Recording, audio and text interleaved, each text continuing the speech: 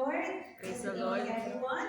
Great is the faithfulness of God, and I would like to thank the Lord and our senior pastor for giving me the opportunity again to stand behind the pulpit, brothers and sisters. Let's go to our text for tonight in 2 Corinthians 5:17. It says, "Therefore, if any man be in Christ, he is a new creature. All things are passed away.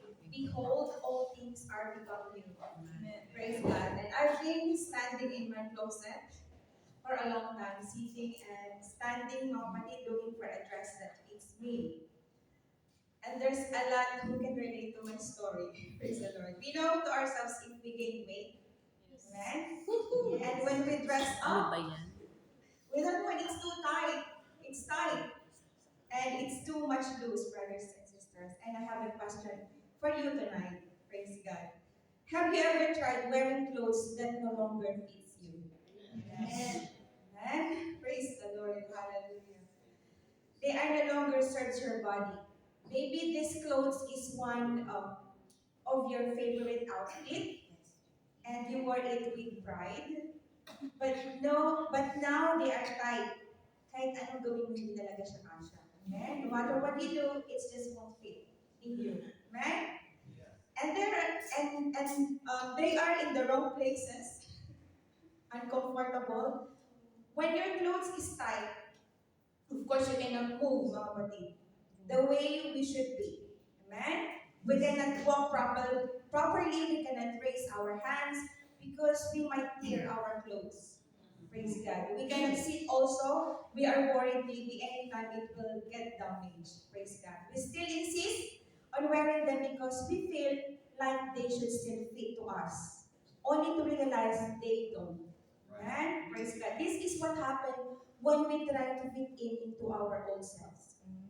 Praise God. But it doesn't fit us anymore because we're growing spiritually. Praise God. Not in our physical size, but in our spiritual walk with God. Praise God. Sometimes we try to shrink ourselves just too much who we used to be, brothers and sisters. But no man put new wine into old bottles because it will burst, mga kapatid.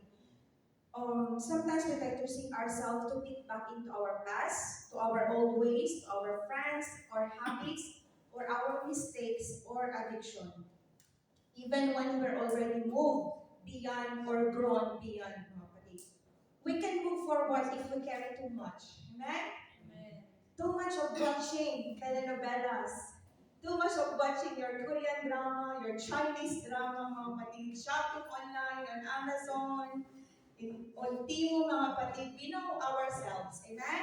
We know our weaknesses in the sight of the Lord, mga kapatid. Praise God. Hallelujah. And how can we enter into our next journey, mga kapatid?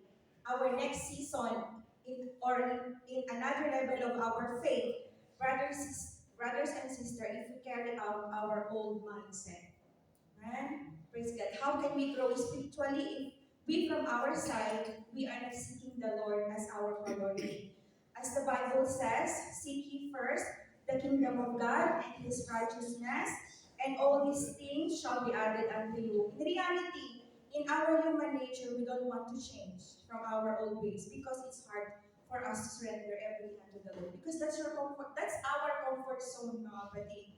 But the Lord doesn't like it, mga kapatid, because the Lord wants us to be transformed, mga kapatid. Hallelujah. The way that He wants to be, not the way that you want to be. My brothers and sisters, praise God. Hallelujah. But thanks be to God, mga kapatid, He will never get tired, mga kapatid, in molding us, in guiding us, in changing us, mga kapatid, from our old life. Amen? We want reward, but we are lazy to sacrifice. Amen? Sometimes we want blessing, but we don't want to go to church, mga kapatid. But the Bible says it's commanded that don't forget the assembly, mga kapatid. Huwag kaligtaan po ang pagtitipon. Kasi yan po ay command ng mahal na Panginoon sa ating lahat, mga kapatid. So we want success, but we don't want to struggle. Praise the Lord. Gusto natin easy way, mga kapatid. Praise the Lord. We seek victory, but afraid to face the battle. Minsan takot tayo na harapin, mga kapatid. But the Lord is giving us the courage, mga kapatid, to face all the difficulties in life, mga kapatid. Because The promise of the Lord, mga kapatid, He will never leave us nor forsake us. He's always there to us, mga kapatid. Praise God. We want the crown, but we don't want to carry the cross. Amen. Sometimes we desire also the prize, but we are avoiding the process. Amen. Praise God. But God is good, mga kapatid, in our life. Yes, we are not perfect. Amen. According to the word of God, for all have sinned and fall short for the glory of God, mga kapatid. Praise the Lord. Hallelujah. Living with Christ is allowing Him to transform us, mga kapatid. Praise God. Hayaan natin ang Panginoon ang kumilos sa ating buhay, baguhin tayo sa nais ng Panginoon, mga kapatid. Praise God.